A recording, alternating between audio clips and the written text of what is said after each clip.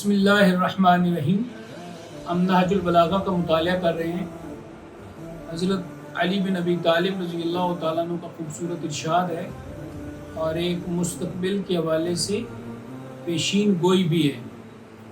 آپ فرماتے ہیں کہ یاتی علی الناس زمان، لوگوں پر ایک ایسا وقت آئے گا لا یقرب فیہ الا الماحل، کہ لوگوں کے نزدیک صرف وہی مقرب ہوگا جو لوگوں کے زیادہ عیب بیان کرنے والا، یعنی ادھر کی بات سنی اور ادھر کی اور ادھر کی بات سنی اور ادھر کی، تو لوگ اس کے ذریعے سے یعنی عیوب بیان کر کے اپنا قد اور کاٹ اور اپنی حیثیت کو بڑھانا شروع کر دیں گے۔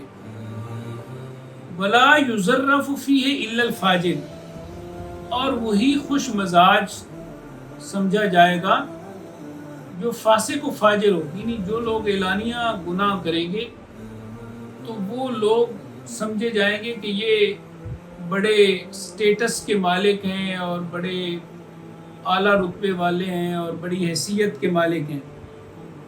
اس وقت انصاف پسند کو کمزور اور ناتواں سمجھا جائے گا، اور صدقہ کو لوگ خسارہ سمجھیں گے، اور صلہ رحمی کو احسان سمجھیں گے۔ یعنی صلہ رحمی کیا ہے؟ رشتوں کو جوڑنا۔ قرآن مجید نے بار بار اس کا حکم دیا ہے۔ محبوب کریم صلی اللہ علیہ وسلم کے ارشادات ہیں، حضور نے ایک موقع پہ فرمایا سل من قطعک، جو آپ سے تعلق جوڑتا ہے توڑتا ہے اس سے جوڑ، واعف عمن ظلمک، اور اگر آپ پر کوئی ظلم بھی کرتا ہے تو اسے معاف کر دے۔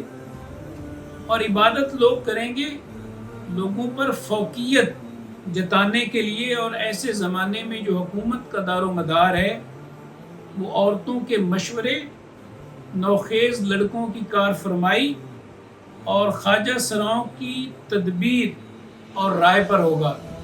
تو آج ہم اندازہ کر سکتے ہیں کہ ہمارے زمانے میں یہ جو مستقبل کے حوالے سے حضرت علی رضی اللہ تعالیٰ عنہ بات ارشاد فرما رہے ہیں، کتنی باتیں پائی جاتی ہیں، اور اگر اس میں کوئی کمی ہے، کوتاہی ہے، تو ہم اپنی ذات کا محاسبہ کریں، سیلف اکاؤنٹیبلٹی کریں، احتساب ذات کے حوالے سے پوری کوشش کریں، تو یقیناً ہم اپنی ان کمیوں پر قابو پا سکتے ہیں۔